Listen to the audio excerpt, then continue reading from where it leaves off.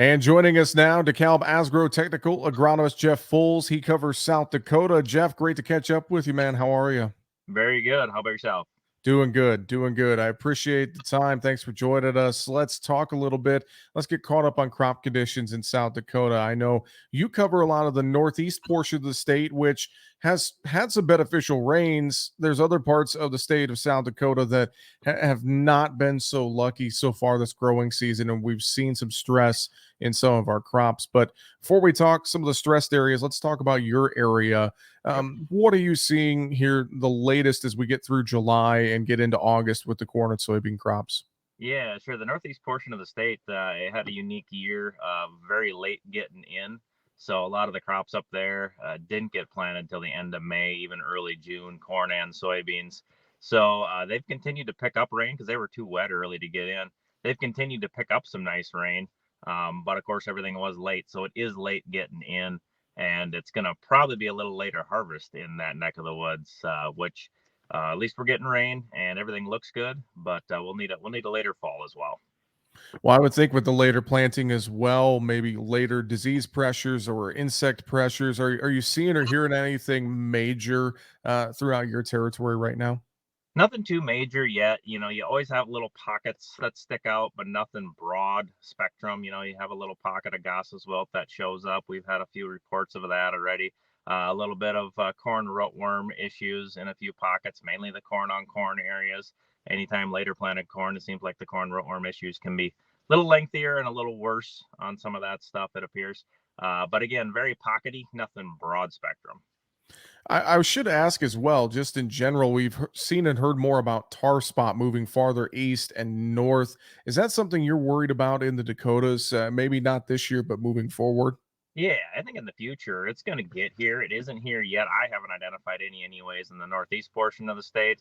I think it'll hit the southern portion of the state and the eastern side. Obviously, earlier I talked to a lot of my counterparts in eastern Minnesota, and it's very prevalent, or they can find it very easily over there. And it has slowly moved west over the last couple of years and north. So I think we'll eventually get there or get some.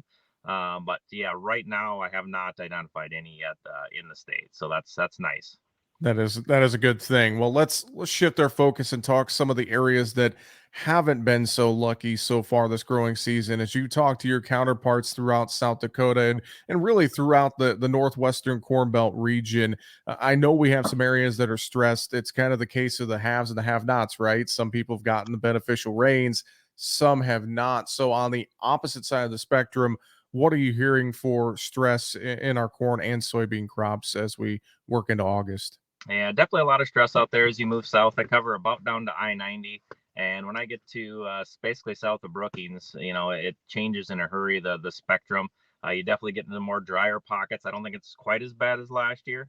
And like you mentioned, anywhere we get rain, those pockets look pretty good.